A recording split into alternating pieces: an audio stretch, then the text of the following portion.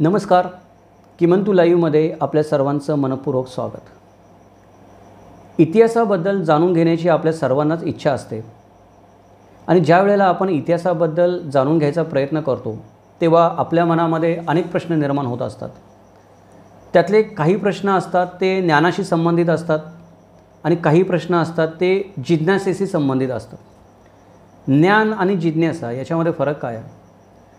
म्हणजे शिवाजी महाराजांनी लढा कोणाशी दिला हे जेव्हा मला जाणून घ्यायचं असतं तेव्हा ते होतं ज्ञानाशी संबंधित, आणि शिवाजी महाराजांचा खरा शत्रू कोण होता हे मला समजून घ्यायचं आहे, ते होतं जिज्ञासेशी संबंधित. आणि या दोन्ही प्रश्नांची उत्तरं देणं गरजेचं आहे, उत्तरं मिळणं गरजेचं आहे खरा इतिहास समजून घेण्यासाठी. मला देखील हे प्रश्न वारंवार आपण सर्व मित्रांकडून विचारले जातात. सर्वसाधारणपणे असं समजलं जातं की ज्ञानाच्या प्रश्नांना महत्त्व द्यावं, जिज्ञासेशी संबंधित जे प्रश्न असतात ते उगाचच काही लोक विचारतात गरज नसताना. त्या प्रश्नांची उत्तरं देण्याची काही गरज नाही आहे असं आपल्यापैकी काही विचारवंत ज्ञानी लोक समजत असतात. पण मला स्वतःला असं वाटतं की जोपर्यंत जिज्ञासा शमत नाही एखाद्या व्यक्तीची तोपर्यंत त्या व्यक्तीला खरं ज्ञान होणार नाही. त्यामुळे एखादी व्यक्ती जिज्ञासेपोटी जरी एखादा बालबोध वाटणारा प्रश्न विचारत असेल तरी त्याचं उत्तर देण्याचा प्रयत्न केला पाहिजे. आजच्या आपल्या व्हिडिओचा जो प्रश्न आहे तो असाच एक जिज्ञासेशी विषयी संबंधित प्रश्न. याचा ज्ञानाशी संबंध कमी आहे, कारण छत्रपती शिवाजी महाराज कोणाकोणाबरोबर लढले आणि त्यांचे शत्रू कोण होते हे आपल्या सगळ्यांनाच माहिती आहे. पण त्यात कोण असं होतं की जो शिवाजी महाराजांना जास्त हानी पोचवू शकला असता? त्यात कोण असं होतं की जे शिवाजी महाराजांना वेगळ्या प्रकारे हानी पोचवू शकलं असतं? कोणाची क्षमता शिवाजी महाराजांना हानी पोचवण्याची जास्त होती आणि ज्याच्या विरोधामध्ये जर छत्रपती शिवाजी महाराजांना हार पत्करावी लागली असती तर कदाचित स्वराज्याचा विनाश झाला असता? असं कोण आहे? असे कोण आहेत जे खरोखर महाराजांना नष्ट करू शकतात आणि असे कोण आहेत ज्यांच्याकडे क्षमता नव्हती पण जर ती त्यांच्याकडे असती किंवा त्यांना संधी मिळाली असती तर ते शिवाजी महाराजांचे आणि त्याच्याबरोबर स्वराज्याचे पण वैरी झाले असते? या गोष्टीचा आपण विचार करणार आहोत आपल्या आजच्या व्हिडिओमध्ये. नमस्कार, माझं नाव किमंतू ओंबळे सरकार आणि आज आपण जो विषय घेतलेला आहे शिवगाथा या विषयामध्ये, या शिवगाथा मालिकेमधला हा आपल्या विषयाचं नाव आहे छत्रपती शिवाजी महाराजांचे खरे शत्रू कोण. आता एक खरे शत्रू कोण हा जेव्हा आपण विचार करतो आहे त्यावेळेला आपल्या डोळ्यासमोर प्रामुख्याने मुघल, त्यानंतर विजापूरचा बादशाह ज्यांनी शिवाजी महाराजांवर आक्रमणं केली हे लोक येतात. पण खरं तर अजून बरेच लोक होते ज्यांची क्षमता नव्हती, पण जर त्यांना संधी मिळाली असती तर त्यांनी स्वराज्य चौपट करायला आणि छत्रपतींना देशोधडीला लावायला कमी केलं नसतं. सुरुवात आपण त्यांच्यापासून करूयात. याच्यामध्ये सगळ्यात मोठं आघाडीवर नाव येतं ते पोर्तुगीजांचं. पोर्तुगीजांच्या दुर्दैवाने छत्रपती शिवाजी महाराजांचा उदय झाला तेव्हा पोर्तुगीजांची सत्ता भारतामध्ये उतरणीला लागली होती. पोर्तुगीज देशामधून भारतामध्ये राज्य करणाऱ्या पोर्तुगीजांना इतर युरोपियन सत्तांना जेवढी मदत मिळत होती किंवा प्रोत्साहन मिळत होतं भारतामध्ये राज्य वाढवण्यासाठी तेवढं मिळत नव्हतं. म्हणून त्यांना जे आहे त्याच्यात समाधान मानून किंवा जे आहे त्यात टिकूनच राहावं लागत होतं. पण हे पोर्तुगीज आणि स्पॅनिश लोक होते हे फार कट्टर लोक होते. म्हणजे ते धार्मिकदृष्ट्या पण कट्टर होते आणि लढण्यामध्ये पण कट्टर होते. त्यांचं प्रशिक्षण, लढण्याची पद्धत, जिगर वाखाण्याजोगी होती. म्हणजे असं म्हणलं जायचं की एक पोर्तुगीज किंवा एक स्पॅनिश सैनिक जो आहे तो 10 युरोपियन सैनिकांना भारी होता त्या काळामध्ये. त्यांचे तंत्रज्ञान, त्यांची धर्मावरची श्रद्धा आणि सैनिकी प्रशिक्षण याच्या बळावर. त्यामुळं पोर्तुगीजांचं दुर्दैव हे होतं की पोर्तुगीजांना छत्रपती शिवाजी महाराज आवडत होते असं बिलकुल नाही. छत्रपती शिवाजी महाराजांनी आरमार वाढवलं, बांधलं, आरमारी वर्चस्व निर्माण केलं सागरावर. आधी पोर्तुगीजांचा परवाना घ्यावा लागत होता, आता पोर्तुगीजांना शिवाजी महाराजांचा परवाना घ्यावा लागला सागरावर व्यापारासाठी. हे पोर्तुगीजांना अर्थातच आवडत असेल असं नाही, पण मी म्हणलं तसं त्यांचं दुर्दैवच होतं की त्यांना त्यांच्या राज्याकडून, देशाकडून पाहिजे तेवढा सपोर्ट मिळत नव्हता, प्रोत्साहन मिळत नव्हतं, नवीन मदत पैसा मिळत नव्हती. त्यामुळं त्यांना छत्रपती शिवाजी महाराज जे करतात ते हातावर हात ठेवून बघत बसण्याखेरीज पर्याय राहिला नाही स्वतःचं अस्तित्व टिकून ठेवण्यासाठी.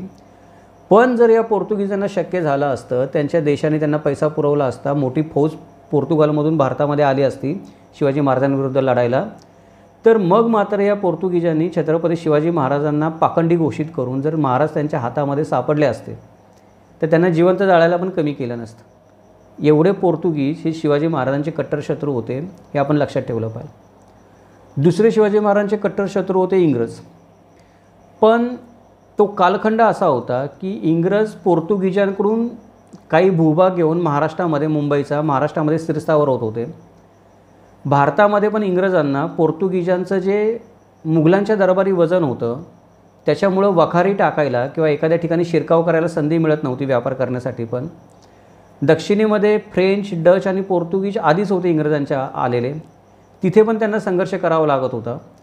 आणि छत्रपती शिवाजी महाराजांच्या कालावधीमध्ये इंग्रज स्वतःला व्यापारी समजत होते, हे मुख्य कारण। इंग्रज स्वतःला सत्ताधीश समजत नव्हते किंवा या देशामध्ये आपल्याला राज्य करायचं असं समजत नव्हते। इंग्रज असं समजत होते आपण व्यापार करायला आलो आहे, व्यापार झाला बस झालं। अजून त्यांची सत्ता आकांक्षेला पालवी फुटली नव्हती। राजकारणात इंग्रज जे लक्ष घालत होते ते राजकारणापुरतंच घालत होते। पण जर का शिवछत्रपतींच्या काळामध्ये इंग्रज प्रबळ असते, जसे नंतरच्या काळामध्ये ते झाले, पेशव्यांच्या काळामध्ये किंवा 18व्या शतकामध्ये बंगाल जिंकल्यानंतर जसे इंग्रज प्रबळ झाले, तसे जर शिवछत्रपतींच्या काळामध्ये इंग्रज प्रबळ असते, त्यांचं आरमार प्रबळ असतं, त्यांनी जर स्वतःच्या पलटणी उभ्या केल्या असत्या महाराष्ट्रामध्ये, तर मग मात्र आपण समजायला हरकत नाही की या इंग्रजांनी जशी त्यांनी पेशवाईच्या काळामध्ये स्वराज्यामध्ये फंदफितुरी केली, रघुनाथराव आणि बाकीच्या पेशव्यांमधला जे काही वैरभाव होता, दुजाभाव होता, त्याचा फायदा घेऊन, त्या बेबनावाचा फायदा घेऊन पेशवाईलामध्ये त्यांनी पाचर मारली आणि पेशवाईला खिळखिळ करायला सुरुवात केली। त्याच्यानंतर आधुनिक तंत्रज्ञानाचा वापर करून त्यांनी भारतामधल्या सर्व सत्ताधीशांना जेरीस आणलं एक एक करून हळूहळू। जर खरोखर इंग्रज छत्रपती शिवाजी महाराजांच्या काळामध्ये तेवढे प्रबळ असते जेवढे ते 18व्या शतकात भारतात प्रबळ झाले, तर मग या इंग्रजांनी पण जर त्यांना संधी सापडली असती तर सतत स्वराज्यावर आक्रमण करून कधी नाही कधीतरी जर शिवछत्रपती त्यांच्या हातात सापडले असते तर त्यांना दुसऱ्या बाजीरावाप्रमाणे तह करून काशीला पाठवायला कमी केलं नसतं। इंग्रजसुद्धा शिवाजी महाराजांचे तेवढेच घनघोर शत्रू होते आणि ते नंतरच्या काळात सिद्ध पण झालं। म्हणजे औरंगजेब जेव्हा महाराष्ट्रामध्ये लढत होता शिवाजी महाराजांच्या मृत्यूनंतर, तेव्हा औरंगजेबाचा सुभेदार जो शाहिस्तेखान बंगालमध्ये होता, त्याला इंग्रजांच्या विरोधामध्ये आरमारी लढाई करावी लागली।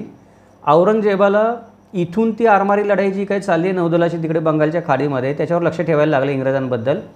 इंग्रज इकडे तर औरंगजेबाबरोबर काही करत नव्हते वाकडं, कारण औरंगजेब 5 लाख सैन्य घेऊन इथे थांबला होता, पण तिकडे औरंगजेब इकडे थांबला आहे त्याचा फायदा घेऊन तिकडे शाहिस्तेखानाच्या विरोधामध्ये बंगालमध्ये त्यांनी नौदल उभारून उत्पात माजवला होता। मग तोच उत्पात इंग्रज इकडे पण माजवू शकले असते शिवाजी महाराज असते तर। म्हणजे ही काही फार लांबची गोष्ट नाही, ही शिवाजी महाराजांच्या मृत्यूनंतर 10 वर्षातलीच गोष्ट आहे, पुढची झालेली 10-15 वर्षातली। म्हणजे इंग्रज शिवाजी महाराजांच्या मृत्यूनंतर 10 वर्षातच एवढे प्रबळ झाले की औरंगजेबाच्या शक्तिशाली सेनापती आणि सुभेदार असणाऱ्या शाहिस्तेखानासारख्या एका मुरलेल्या, मुत्सद्दी आणि सैनिकीदृष्ट्या प्रगल्भ असणाऱ्या माणसाला पण विरोध करतील। ही 15 वर्षात घडलेली पुढची गोष्ट आहे। त्यामुळे इंग्रजांना पण आपण शिवछत्रपतींचे तेवढेच घनघोर शत्रू समजू शकतो की ज्यांना संधी सापडली नाही शिवछत्रपतींच्या काळामध्ये म्हणून, नाहीतर त्यांनी तेवढाच विरोध केला असता महाराजांना। त्याच्यानंतर ज्याला आपण घनघोर नाही, कट्टर नाही, निर्घृण म्हणू शकतो, असे निर्घृण शत्रू कोण होते शिवछत्रपतींचे? जंजिऱ्याची सिद्धी। जंजिऱ्याच्या सिद्धींना शिवछत्रपतींचा कोकणामधला शिरकाव बिलकुल मान्य नव्हता, कारण शिवछत्रपती आणि मराठे ही एकच अशी राजकीय सत्ता होती की जी कोकणामध्ये हालचाल करू शकत होती राजकीयदृष्ट्या किंवा सैनिकीदृष्ट्या, आणि सिद्धींना पायबंद घालू शकत होती त्यांच्या लूटमारीला। त्याच्यानंतर शिवाजी महाराजांनी आरमार पण बनवलं, त्याच्यामुळे सिद्धींच्या सागरी वर्चस्वाला पण धोका उत्पन्न झाला। आणि जंजिऱ्याच्या सिद्धींनी त्या काळामध्ये जे कोणी होते त्यांनी कधीही छत्रपती शिवाजी महाराजांशी मिळतं जुळतं घेण्याचा प्रयत्न केला नाही, भले त्यांना वाटेल ती किंमत मोजावी लागली तरी चालेल। शिवाजी महाराजांच्या दुर्दैवाने म्हणू आणि सिद्धींच्या सुदैवाने म्हणू आपण, त्यावेळेला त्यांना जो आरमारी प्रमुख लाभला होता सिद्धी संबुळकर, त्यानंतर याकूत खान म्हणून किताब दिला औरंगजेबाने, हा पण एक मोठा सामर्थ्यशाली आणि आपण जसं म्हणतो की नौदल युद्धामधला, आरमारी युद्धामधला प्रगल्भ सेनापती होता, ज्याला आपण आजच्या काळामध्ये ॲडमिरल म्हणतो, की ज्याला अनुभव आहे। त्याला आजूबाजूच्या समुद्राची, जंजिऱ्याच्या आजूबाजूच्या समुद्राची, मलबारपासून ते इकडे सुरतपर्यंतच्या समुद्राची पूर्ण माहिती होती। आणि जंजिऱ्याच्या सिद्धींचे वैशिष्ट्य आपल्याला सांगितलं जात नाही की या जंजिऱ्याच्या सिद्धींनी मागं एकदा ऑटोमन साम्राज्याशी हातमिळवणी करून येमेनच्या समुद्रामध्ये पोर्तुगालचं आरमार बुडवलं होतं त्यांनी. म्हणजे पोर्तुगालचं आरमारी सामर्थ्य ज्या काळामध्ये वाखाणलं जायचं त्यांच्यासारखा कोणी नाही, समुद्रावर पोर्तुगालच्या राजाचं राज्य जगातले सर्व असं समजलं जायचं, एवढं आरमारी सामर्थ्य होतं. त्यांना पण या जंजिऱ्याच्या सिद्धींनी येमेनच्या समुद्रात बुडवलं होतं. म्हणजे हे लोक आरमारीदृष्ट्या किती प्रगल्भ असतील पहा. आणि सिद्दी याकूब, आत्ता जे मी म्हणलो की याकूत खान त्याला किताब मिळालं सिद्दी संबूळ, त्याच्याबद्दल तर खरोखर लिहिलं आणि बोललं गेलं पाहिजे. जे लिहिलं बोललं गेलं नाही आहे, तो तेवढा सामर्थ्यवान आरमारी अधिकारी होता. जर शिवाजी महाराजांनी आरमार त्या काळामध्ये उभारलं नसतं तर कोकणच्या सर्व किनारपट्टीवर सिद्धीचा कब्जा झाला असता. पोर्तुगीज आणि इंग्रज देखील सिद्धींचं फार काही बिघडवू शकले नसते त्या काळामध्ये. कारण जंजिऱ्याचं सिद्धी हे एक अवघड जागेचं दुखणं होतं. त्यांचं आरमारी सामर्थ्य, त्यांचा आरमारी अनुभव लढायांचा, त्याच्याबरोबर जंजिऱ्यासारख्या एका किल्ल्याचा त्यांना असणारा आश्रय की जिथे तुम्ही काही करू शकत नाही, त्यांना हुसकावून लावू शकत नाही सहजासहजी, याच्यामुळं इंग्रज आणि पोर्तुगीजांसाठी पण हे अवघड जागेचं दुखणं झालं होतं. आणि कणत कुथत काही इलाज न सापडल्यामुळं इंग्रज आणि पोर्तुगीज त्यांना सहन करत होते. सिद्धी जबरदस्तीनं स्वतःचा आरमार इंग्रजांच्या मुंबईच्या याच्यामध्ये आणून बंदरामध्ये लावायचा. इंग्रजांना माहीत असायचं की याचा आरमार इथे आपण ठेवलं पावसाळ्यामध्ये तर छत्रपती शिवाजी महाराजांची आपण नाराजी ओढवून घेणार, पण काही करू शकत नव्हते. सिद्धी जबरदस्तीनं पोर्तुगीजांच्या गोव्याच्या परिसरामध्ये किंवा अधिकार क्षेत्रामध्ये प्रवेश करून लुटालूट करत असत. वेळा येईल तेव्हा पोर्तुगीज त्यांचं काही करू शकत नव्हते. याच्यामुळं काय आहे की आपण लक्षात घेतलं पाहिजे की जर छत्रपती शिवाजी महाराजांनी आरमार उभं करून सिद्धींना जर चाप लावला नसता किंवा जलदुर्ग उभे करून समुद्रामध्ये बंदरं निर्माण करून तिथे फौजफाटा उभा करून जर सिद्धींना चाप लावला नसता तर या सिद्धींना जर शक्य झालं असतं तर त्यांनी स्वराज्याचं लंका दहन करून प्रजेला बाटवून शिवछत्रपती आणि इतरांची मुंडकी जंजिऱ्याच्या किल्ल्यावर गलबतावर टांगायला कमी केलं नसतं. हे लोक त्यांच्या हातामध्ये सापडले असते. म्हणजे जंजिऱ्याची सिद्धी हे निर्घृण वैरी होते शिवछत्रपतींचे आणि स्वराज्याचे पण. या निर्घृण शब्दामध्ये त्यांची स्तुती आहे एक प्रकारे की त्यांनी तेवढं सामर्थ्य स्वतःचं त्या काळामध्ये ठेवलं होतं जे इंग्रज पोर्तुगीजांना शक्य नव्हतं स्वराज्याला नुकसान पोचवणं. ते सिद्धी पोचवू शकत होते, पण छत्रपती शिवाजी महाराजांची समय सूचकता आणि दूरदृष्टीपणामुळे तो धोका टळला. पुढचे जे काही आपण म्हणतो शिवछत्रपतींचे जे शत्रू होते, जे खरे शत्रू आपण त्यांना म्हणू शकतो, हे खरेखुरे शत्रू होते. म्हणजे जंजिऱ्याचे सिद्धी इंग्रज पोर्तुगीज बाहेरून आले होते. खरेखुरे शत्रू कोण होते? जे स्वतःला पातशाहीचे निष्ठावंत सेवक म्हणून घेत होते. पातशाहीचे निष्ठावंत सेवक म्हणजे काय की महाराष्ट्रामध्ये त्या काळामध्ये एक वर्ग असा होता, तो वर्ग काही झालं तरी स्वतःला कुठल्या नाही कुठल्या पातशाहीचा निष्ठावंत सेवक म्हणून घेण्यामध्ये धन्यता मानत होता. या लोकांना छत्रपती शिवाजी महाराजांच्या स्वराज्याचं काही नव्हतं. या लोकांना आधुनिक भान नव्हतं, इंग्रज पोर्तुगीज सिद्धी काय करतायत त्याचे. या लोकांना फक्त स्वतःच्या स्वार्थाशी मानमतलबाशी मतलब होता. कोणावर मी टीका करत नाही, कदाचित कोणी आपल्यापैकी इथे वंशज असतील जे त्या काळामध्ये विजापूरच्या दरबाराचे किंवा मुघलांचे निष्ठावंत सेवक होतील. त्या काळामध्ये छत्रपती शिवाजी महाराजांसारखा माणूस विरळच की ज्याला पुढचं 100 वर्ष दिसतंय. म्हणजे आपण म्हणतो की युगानुयुगातून होणारे छत्रपती शिवाजी महाराज एकच. त्यामुळे जे लोक स्वतःला पातशाहीचे निष्ठावंत सेवक म्हणून घेत होते त्यांना आपण नावं ठेवायचं काही कारण नाही. शिवाजी महाराजांची बुद्धिमत्ता काळाच्या पुढची होती, या लोकांचा त्याच्यामध्ये दोष नाही. पण ही जी अंधनिष्ठा त्यांनी जन्मजात पातशाहीवर ठेवली होती त्यामुळे हे सगळे लोक शिवछत्रपतींच्या अखंड विरोधक झाले होते. सुदैवाने म्हणा शिवछत्रपती नेहमी अखंड सावधान होतं. म्हणजे हे लोक जेवढे अखंड शत्रू होते तेवढे शिवछत्रपती नेहमी अखंड सावधान राहत असत. जर शिवछत्रपतींनी ही अखंड सावधानता बाळगली नसती आणि एक जरी क्षण आयुष्यामध्ये कधी बेसावधपणा दाखवला असता, जसं आपण छत्रपती संभाजी महाराजांच्या बाबतीत झाला असं म्हणतो, तर या लोकांनी शिवछत्रपतींना पण त्या बेसावध क्षणाचा फायदा उचलून संभाजी महाराजांप्रमाणे ज्या पातशाहीवर ते निष्ठा ठेवत होते त्या पातशाहीच्या पदरी पकडून देण्यामध्ये कुठलीही कसूर ठेवली नसती. अशा प्रकारे शिवछत्रपतींना दगाफटका करून जर त्यांना पकडता येणं शक्य झालं असतं शिवछत्रपतींच्या बेसावधपणाचा फायदा उचलून, तर त्यांनी शिवछत्रपतींची स्वतःच धिंड काढून त्यांना पातशाहीच्या दरबारामध्ये पोचवून स्वतःची मनसब वाढवण्यामध्ये किंवा स्वतःला काही नवीन वतन मिळवण्यामध्ये बिलकुल कसूर केली नसती. त्यामुळं हे जे लोक होते हे लोक घरचे भेदी होते म्हणून सर्वात जास्त धोकादायक होते. हे लोक शिवछत्रपतींचे सर्वात मोठे शत्रू होते.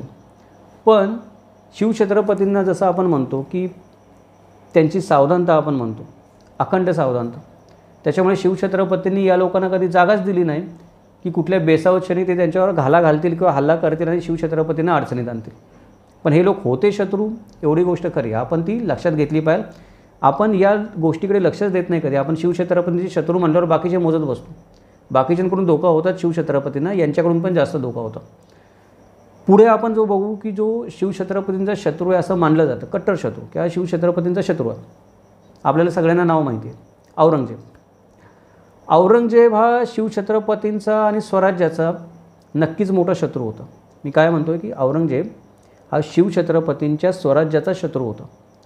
पण औरंगजेब हा शिवछत्रपतींचा वैयक्तिक शत्रू होता असं मला वाटत नाही, तसं म्हणता येणार नाही. त्याचं कारण काय आहे की औरंगजेबाने जी भूमिका घेतली शिवछत्रपतींबद्दल वेगवेगळ्या वेळी, ती जर भूमिका आपण बघितली तर औरंगजेब काय म्हणतो, जेव्हा तो सुरुवातीच्या काळामध्ये दख्खनचा सुभेदार होता आणि शहाजहानचा मृत्यू झाल्यानंतर तो घाईघाईने दिल्लीला परत गेला, त्यावेळेला जाताना त्याने विजापूरकरांना काय सांगितलं की एकतर तुम्ही या शिवाजीची बंडाळी मोडून काढा, किंवा जर तुम्हाला त्याच्या चाकरीचा जर फायदा उचलायचा असेल, त्याच्या कलागुण, त्याच्या अंगामध्ये जे गुण आहेत त्या गुणांचा फायदा उचलून तुमचं राज्य वाढवायचं असेल तर त्याला इथं ठेवू नका, दक्षिणेमध्ये पाठवा. म्हणजे औरंगजेबाला शिवाजी महाराजांच्या कर्तृत्वाची जाणीव झालेली होती त्यावेळेला. त्याला माहीत होतं की शिवाजीला चाकरीमध्ये ठेवण्यामध्ये फायदा आहे, पण त्याला कुठेतरी लांब चाकरीमध्ये ठेवला पाहिजे, जिथं तो बंडाळी करू शकतो तिथे ठेवून काय उपयोग नाही. याचा अर्थ काय आहे, शक्य झालं तर त्याला चाकरीला ठेवा पण लांब ठेवा, मारू नका. नसेलच ऐकत तर मग त्याच्या जीवावर उठायला काही हरकत नाही. ही औरंगजेबाची एक भूमिका होती शिवाजी महाराजांबद्दल. दुसऱ्यांदा पण जेव्हा शिवाजी महाराज दिल्लीला औरंगजेबाच्या कैदेमध्ये सापडले, त्याच्याबद्दल आपण चर्चा केली मागे मिर्झा यांच्या व्हिडिओमध्ये थोडीशी, त्यावेळेला पण औरंगजेबाचं म्हणणं काय होतं, औरंगजेबाचं म्हणणं होतं की तुमची सुटका करतो पण तुम्ही महाराष्ट्रात परत जाऊ नका, तुम्ही काबूलला जा, नाहीतर तुम्ही आसाममध्ये जा आणि तिकडे जाऊन मुघल साम्राज्याची चाकरी करा. तुमचे जे काही कौशल्य आहे ते मुघल सल्तनतीच्या वाढीसाठी तुम्ही तिकडे वापरा. तुम्हाला जे काही मान सन्मान पाहिजे, जी काही प्रतिष्ठा पाहिजे, जी काही सगळं असेल ते तुम्हाला देतो. शिवाजी महाराजांचं म्हणणं होतं की मला महाराष्ट्रात परत जाऊ द्या, मी तुम्हाला महाराष्ट्रामधून विजय मिळवून देतो. म्हणजे औरंगजेबाची इथं पण भूमिका काय होते आपल्याला दिसून येते की औरंगजेबाला शिवाजी महाराजांच्या अंगभूत गुणांची आणि सामर्थ्यांची त्याला जाणीव होती. फक्त त्याची इच्छा एवढी होती की हे शिवाजी महाराजांचे अंगभूत गुण आहेत हे मुघल साम्राज्याला त्रासदायक होऊ नयेत. जर त्याचा मुघल साम्राज्याला उपयोग होत असेल तर मग औरंगजेब त्यांना जिवंत ठेवायला तयार होता. अगदी स्पष्ट म्हणायचं म्हणलं तर स्वराज्याचा उद्योग सोडून इतर जे राजपूत किंवा हिंदू राजे औरंगजेबाची चाकरी करत होते, तशी जर शिवाजी महाराज मुघल मनसबदारी पत्करायला तयार झाले असते तर मग औरंगजेब त्यांना सर्व प्रकारचा मानमत्राप सन्मान द्यायला तयार होता. शिवछत्रपतींचा जीव घ्यायची औरंगजेबाला इच्छा नव्हती असं नाही. संधी मिळाली असती त्याने जीव घेतलाच असता. त्यांना माहीत होतं की हाच माणूस आहे जो पुढे जाऊन मुघल सल्तनतीला सुरुंग लावेल. पण जर मुघल सल्तनतीला त्याचा उपयोग होत असेल तर तेवढ्यासाठी छत्रपती शिवाजी महाराजांना जीवदान द्यायला किंवा जीवदान देण्याचा उदारपणा दाखवायला औरंगजेब तयार होता, एवढाच काय तो त्यातला अर्थ. म्हणून मागाशी मी जे म्हणलं ते की औरंगजेब शिवाजी महाराजांचा विरोधक होता, कट्टर शत्रू होता, त्यांच्या विचारांचा विरोधक होता, स्वराज्याचा विरोधक होता. पण तो शिवाजी महाराजांचा वैयक्तिक शत्रू होता असं आपण म्हणू शकत नाही.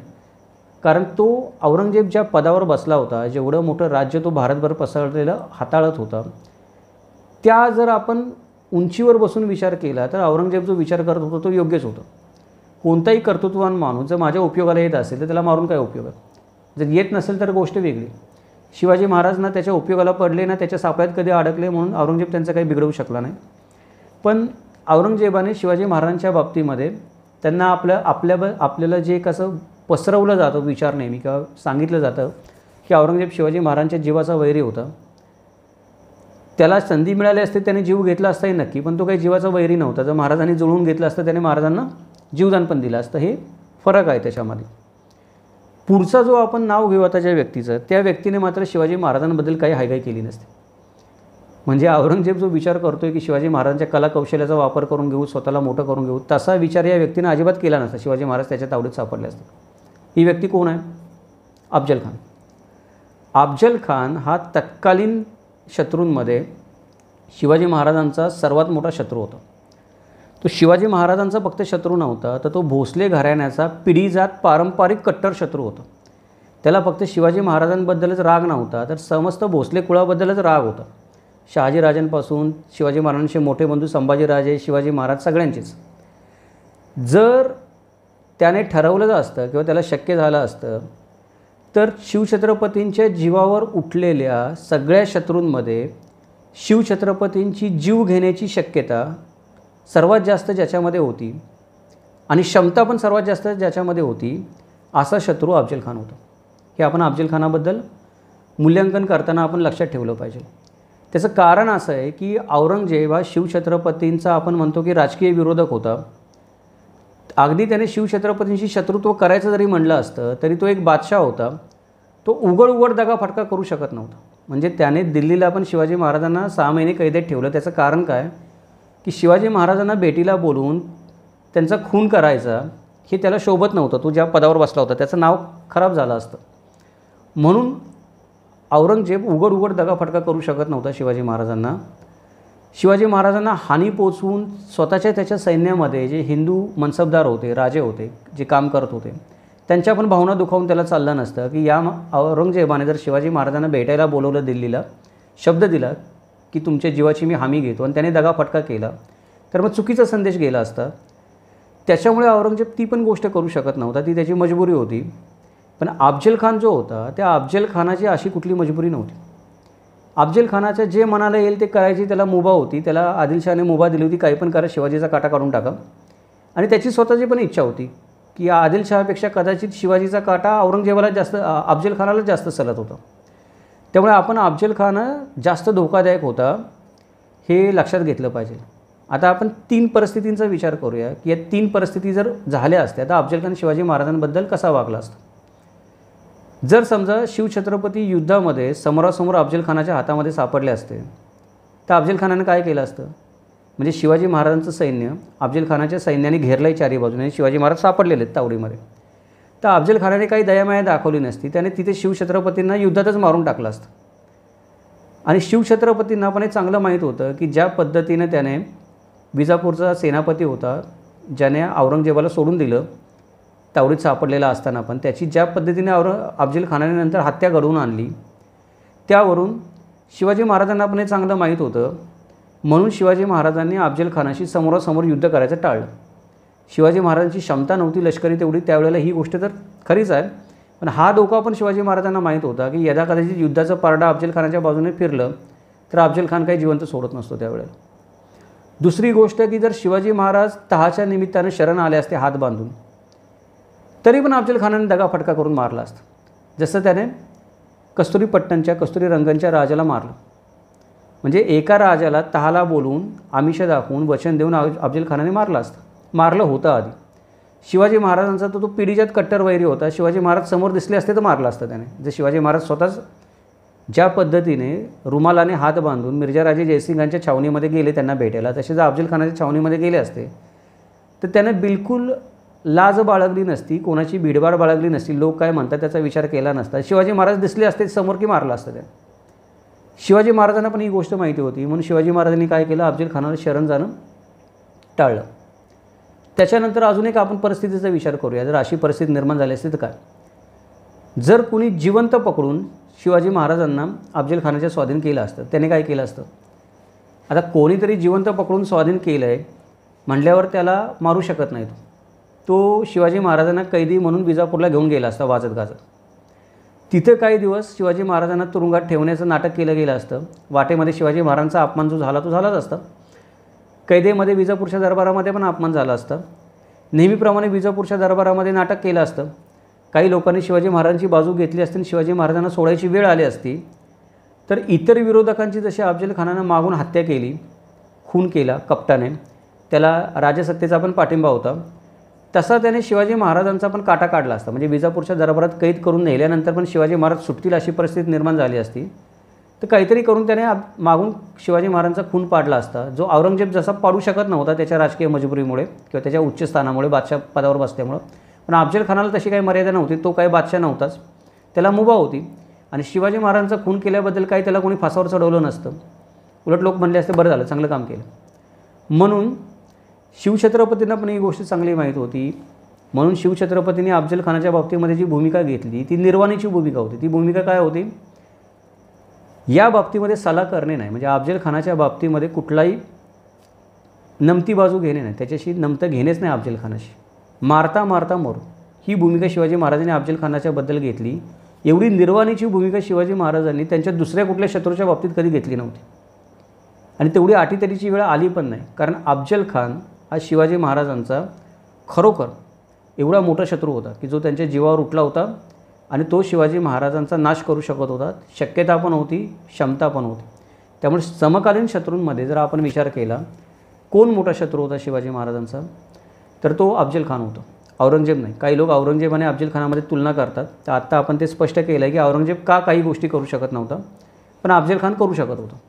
त्याच्यामुळे अफजल खानच तत्कालीन कालखंडामध्ये शिवछत्रपतींना हानी पोचवू शकणारा, तशी क्षमता बुद्धिमत्ता असणारा, तशी मोकळीक असणारा, आणि जर त्याला संधी सापडली असती तर शिवाजी महाराजांची मुंडगी पिरगाळायला त्याला कोणी अडवलं नसतं किंवा शिवाजी महाराजांचा खून पाडायला पण कोणी त्याला अडवलं नसतं.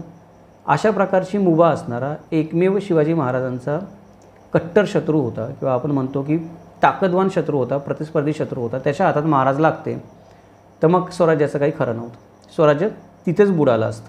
म्हणून प्रतापगडची लढाई आपल्या सर्वांसाठी पण फार महत्त्वाची. आता हे काय झालं की हे जीवित काळामध्ये शिवाजी महाराजांचे जे शत्रू होते ते आहेत. पण शिवाजी महाराजांचे शत्रू काही जीवित काळामध्येच होते काय? नाही आहेत ना. शेवटचे शत्रू पण शिवाजी महाराजांचे आहेत अजून. ते शत्रू कोण आहेत? अफजल खानापेक्षा पण मोठे शत्रू शिवाजी महाराजांचे आहेत, होते त्या काळामध्ये आणि आज पण आहेत. कोण आहेत ते शत्रू? आहोत आपण, तुम्ही आणि मी. आपण छत्रपती शिवाजी महाराजांच्या अफजल खानापेक्षा मोठे शत्रू आहोत. त्याचं कारण काय आहे की शिवाजी महाराजांचे त्यांच्या जीवित काळामध्ये जे शत्रू होते ते शत्रू शिवाजी महाराजांचा मुडदा पाडून त्यांचं नाव इतिहासामधून पुसायला निघाले होते.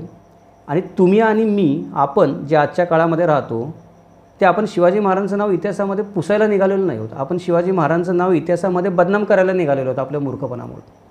म्हणून आपण शिवाजी महाराजांचे सगळ्यात मोठे शत्रू आहोत असं मला वाटतं. कारण शिवाजी महाराजांसारख्या अलौकिक व्यक्तिमत्वांना जिवंत असताना शत्रू असतातच, त्यांच्या मृत्यूनंतर पण शत्रू असतात.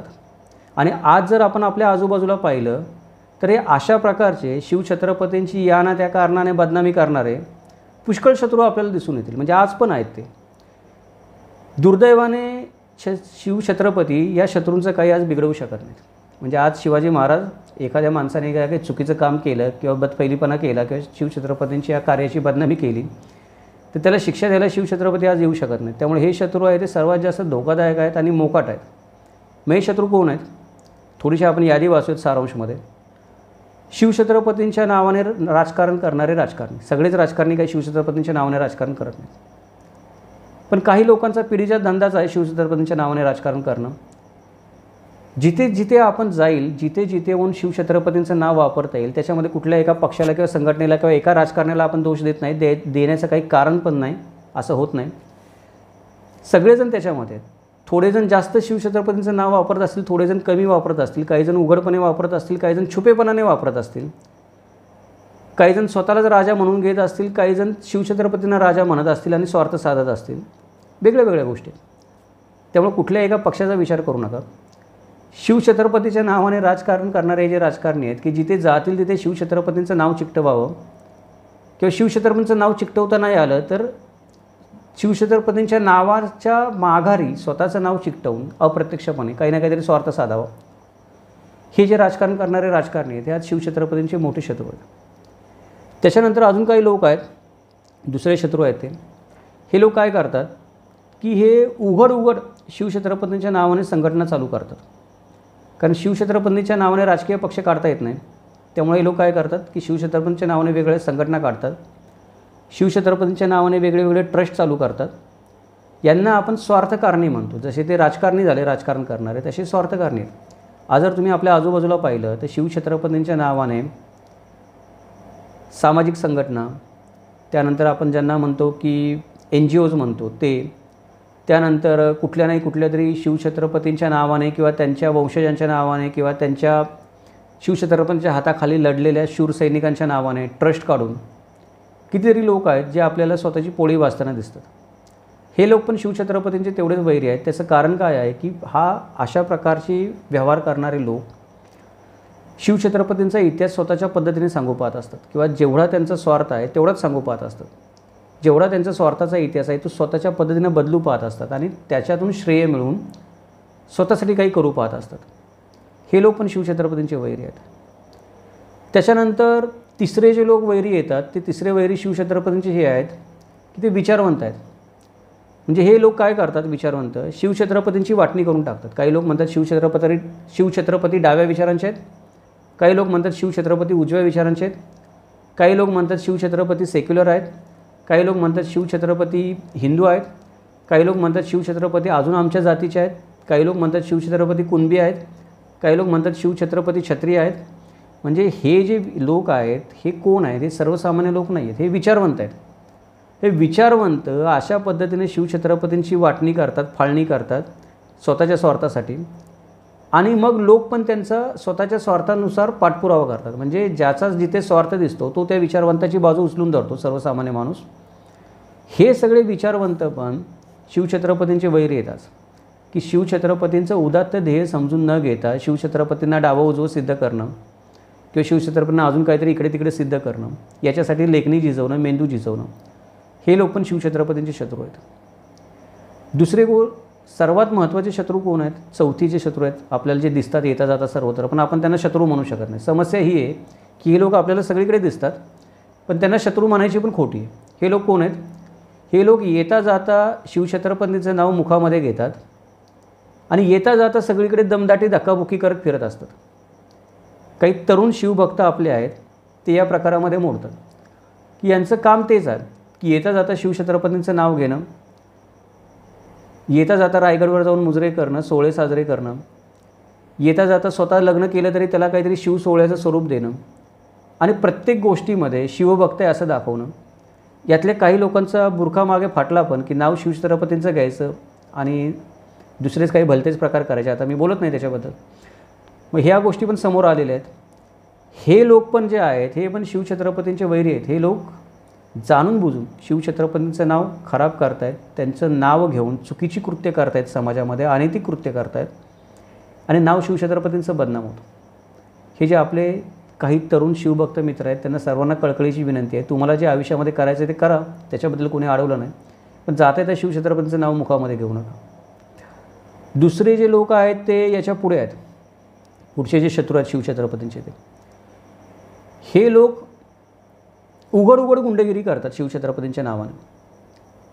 शिवछत्रपतींचं नाव घेऊन गुंडगिरी करतात, शिवछत्रपतींचं नाव लावून गुंडगिरी करतात, शिवछत्रपतींचं नाव घेऊन गुंडांच्या संगतीमध्ये राहतात, शिवछत्रपतींचं नाव घेऊन गुंडांच्या चपली उचलतात, शिवछत्रपतींचं नाव घेऊन जेवढी लूट शिवछत्रपतींनी त्यांच्या आयुष्यात सैन्यात आणली स्वराज्यामध्ये आणली नसेल तेवढी लूट हे लोक शिवछत्रपतींच्या नावाने पेटारे भरून आजपर्यंत घेऊन आलेले. म्हणजे शिवछत्रपतींच्या नावाने गुंडगिरी करून आज समाजामध्ये आपल्याला दिसतं की लोकांनी एवढी पेटाऱ्याने लूट गोळा केलेली आहे जेवढी लूट शिवछत्रपतींनी पण त्यांच्या अख्ख्या आयुष्यात स्वराज्यात कधी आणलेली नाही. हे लोक पण शिवछत्रपतींचे शत्रू आहेत. शिवछत्रपतींच्या नावाने गुंडगिरी करणं समाजामध्ये, याने आपण काय करतो आहे की आज आपण शिवछत्रपतींना बदनाम करतो. आपण सर्वांनी ही गोष्ट लक्षात घेतली पाहिजे की गुंडगिरी करायची असेल तर करावी एखाद्याने. गुंडगिरी वाईटच आहे, ती कोणी करूच नाही. तरी पण एखाद्याला वाटत असेल, म्हणजे दाऊद इब्राहिमला असं वाटत होतं की गुंडगिरी करणं हे त्याचं प्रोफेशन आहे, दुसरं काही करूच शकत नाही तो आयुष्यामध्ये. तर कोणाला तसं वाटत असेल की मला ह्या गोष्टीशिवाय दुसरं काही जमत नसेल तर त्याने करावं, पण शिवछत्रपतींचं नाव घेऊन करू नये एवढीच माझी इच्छा. ही गोष्ट पण आपण लक्षात ठेवली पाहिजे. त्याच्यानंतर अजून एक नवीन आपले काही मित्र आहेत किंवा अजून एक नवीन प्रकार आपल्या महाराष्ट्रामध्ये उदयाला येतो आजकाल की पुष्कळ ठिकाणी पुष्कळ लोक आपल्याला स्वतःच्या मागं राजे हे नाव लावून घेताना फिरताना दिसतात आणि दाखला शिवछत्रपतींचा देत असतात. विषय असा आहे की भारत हे संघराज्य आहे. इथे आपण कायद्यानुसार आता राजा मानू शकत नाही कोणाला, कारण संस्थानं विलीन झाली आणि राजेशाही नाहीशी झाली. त्यामुळे कायद्यानुसार कोणी स्वतःला राजा म्हणून घेऊ शकत नाही. दुसरी गोष्ट, कोणाला स्वतःला राजा म्हणून घ्यायचा असेल तर त्याला धार्मिक दृष्टीने राज्याभिषेक करून घ्यावा लागेल स्वतःच्या नावाच्या मागे राजा लावायचा असेल तर. म्हणजे शिवछत्रपतींना पण राजा म्हणून मान्यता मिळवण्यासाठी तो गागा भटांकडून राज्याभिषेक करून घेतला, तेव्हा ते राजा झाले, मान्यता प्राप्त. त्याच्या आधी राजा नव्हते ते. मग हे लोक जे स्वतःच्या नावामागं राजे लावून घेतात, मी शिवछत्रपतींच्या वंशजांबद्दल बोलत नाही किंवा अजून काही मोठी घराणी असतील ज्यांनी कर्तृत्व गाजवलं, म्हणजे शिंदे होळकर वगैरे असतील, त्यांच्याबद्दल बोलत नाही मी. पण आजकाल आपण बघतो की कोणती सर्वसामान्य व्यक्ती उठते आणि स्वतःच्या नावामागे राजे लावते, काही ना काहीतरी संदर्भ जोडून कुठं नाही कुठेतरी. आणि सगळेच लोक काही यातले चुकीचं वर्तन करतात असं नाही. काही लोक खरोखर आहेत ज्यांनी खूप चांगले चॅनल्स चालवलेले आहेत, जे काही शिवछत्रपतींबद्दल जनजागृती करतायत, स्वतःच्या पूर्वजांबद्दल जनजागृती करतायत. चांगले लोक पण आहेत समाजामध्ये, अगदीच काही नावं ठेवायचं काही कारण नाही. पण काही लोक ज्यांना ज्ञान कमी आहे शिवछत्रपतींबद्दल पण मोठेपणा हवा आहे, ते स्वतःच्या नावाला राजेपद चिकटवणारे आपले काही मित्र हे पण शिवछत्रपतींची बदनामी करण्यात कळत नकळत कारणीभूत आहेत. कारण हे लोक इतिहास स्वतःच्या पद्धतीने वाकवू पाहत आहेत स्वतःला राजेपद मिळवण्यासाठी. गैरसमज करून घेऊ नका, मी सगळ्यांबद्दल बोलत नाही आहे, मी म्हणतो आहे तसं. पण ही गोष्ट होताना दिसते समाजामध्ये आज. हे लोक पण शिवछत्रपतींचे वैरी आहेत. अजून काही लोक आहेत आपण ज्यांना म्हणतो की जे सगळीकडे दिसतात. म्हणजे जगामध्ये शिवछत्रपती हा किमान महाराष्ट्रामध्ये तरी असा विषय आहे की त्याच्यावर बोलण्याचा सगळ्यांना अधिकार आहे. म्हणजे एखादा माणूस महाराष्ट्रामध्ये जन्माला आला की तो असं समजतो की त्याला शिवछत्रपतींवर बोलण्याचा अधिकार प्राप्त झाला. आपण कोणाला असं म्हणू शकत नाही तू जन्माला आला असेल महाराष्ट्रामध्ये नाही तर भारतामध्ये तर तू महाराजांबद्दल बोलू नको. त्याला वाटतं मला बोलण्याचा अधिकार आहे. बोलण्याचा अधिकार सगळ्यांनाच आहे शिवछत्रपतींबद्दल, पण तो शिवछत्रपतींसारख्या उदात्त आणि युगानुयुगातून होणाऱ्या एकदाच होणाऱ्या किंवा आपण म्हणू शकतो की युगानुयुगातून अवतार घेणाऱ्या अशा व्यक्तिमत्वाबद्दल जर बोलायचं असेल तर किती अभ्यास करून बोललं पाहिजे आपण, किती जबाबदारीनं बोललं पाहिजे. ती जबाबदारी आज आपण सांभाळताना दिसत नाही, त्या जबाबदारीनं आज आपण बोलताना दिसत नाही. शिवछत्रपतींचा समग्र अभ्यास न करता उगाच एखाद्याच्या नादी लागून शिवछत्रपतींबद्दल दंगा करणारे हे मूर्ख अज्ञानी लोक पण शिवछत्रपतींचे तेवढेच वैरी आहेत. अफजल खान नव्हता त्याच्यापेक्षा जास्त घातक वैर आहेत हे लोक. कारण अफजल खान आणि औरंगजेब हे शिवाजी महाराजांना काहीतरी समजत तरी होते. म्हणजे त्यांना शिवाजी महाराजांची काहीतरी ओळख होती, कलागुणांची, कौशल्याची. त्यांना शिवाजी महाराजांची पात्रता माहीत होती. हे ते लोक आहेत जे कुठल्या तरी संघटनेच्या नेत्याच्या नादाने कुठल्या तरी लेखकाचं पुस्तक वाचून कोणतरी काहीतरी एखादी फटाफुटीची भावना पोचवतो आहे त्याचं ऐकून विचार न करता शिवछत्रपतींबद्दल बोलत आहेत. याच्यामुळं हे सगळेजण शिवछत्रपतींचे शत्रू आहेत. हे सगळेजण ज्या समाजामध्ये राहतात त्या समाजामध्ये तुम्ही आणि मी पण राहतो आणि आपलं दुर्दैव आहे. पण त्याच समाजाचा आपण भाग आहोत. म्हणून मी म्हणलं की आपण सर्वजण आज शिवछत्रपतींचे खरे शत्रू आहे. आणि अफजल खान आणि औरंगजेबापासून तर शिवछत्रपती वाचले, त्यांच्या सावधानतेमुळे वाचले किंवा त्यांच्या पात्रतेमुळे वाचले. पण आता आपल्यापासून शिवछत्रपतींना कोण वाचवणार हा एक मोठा प्रश्न आहे. तो प्रश्न मी तुमच्यासाठी सोडून देतो, त्याचं उत्तर तुम्ही मला सांगा. आपल्यापासून शिवछत्रपतींना कोण वाचवणार? कारण मी नेहमी म्हणतो की आपल्यासारखे मूर्ख, अज्ञानी आणि अहंकारी लोक जर स्वतःला शिवछत्रपतींचे अनुयायी म्हणवत असतील तर या जगामध्ये शिवछत्रपतींचं नाव काही चांगलं राहत नाही भविष्यकाळामध्ये पुढे. त्यामुळे हा प्रश्न मी तुमच्यासाठी सोडून दिला आहे. आपल्यापासून शिवछत्रपतींना कोण वाचवणार? हा व्हिडिओ तुम्हाला कसा वाटला सांगा. वाईट वाटून घेऊ नका. जर एखादा विषय किंवा मुद्दा तुमच्याशी संबंधित असेल कुठे किंवा स्पर्श करत असेल तुमच्या जीवनाशी तर कोणाला व्यक्तिगत बोलण्याचा काही माझा उद्देश नसतो कधी. शिवछत्रपतींची बदनामी होऊ नये एवढीच कळकळ आहे म्हणून बोलत असतो मी की चुकून माकून कळत नकळत आपल्या कोणाकडून होऊ नये म्हणून. हा व्हिडिओ बनवायचं पण कारण तेच होतं, आपण सगळ्या लोकांनी प्रश्न विचारला म्हणून. नेहमीप्रमाणे अशा पद्धतीचे ज्ञानपूर्ण व्हिडिओ बनवण्यासाठी आपल्या चॅनलला मदतीची गरज असते. तर आपल्या या व्हिडिओच्या खाली जर व्हिडिओ तुम्हाला आवडला असेल, यातलं विवेचन आवडलं असेल तर कृपया जॉईन बटनवर क्लिक करून चॅनलची मेंबरशिप घ्या. त्याने अजून असे माहितीपूर्ण व्हिडिओ बनवायला आपल्याला मदत होईल. त्यानंतर जर आपण पहिल्यांदाच हा व्हिडिओ ऐकत असाल तर चॅनलला सबस्क्राईब करायला विसरू नका, नोटिफिकेशन बटन ऑन ठेवा.